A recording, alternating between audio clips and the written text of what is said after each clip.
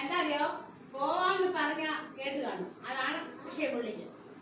അത് ഞെടുന്നാക്കാന്ന് ഒന്നാം തീയതി ഈ പിന്നത്തല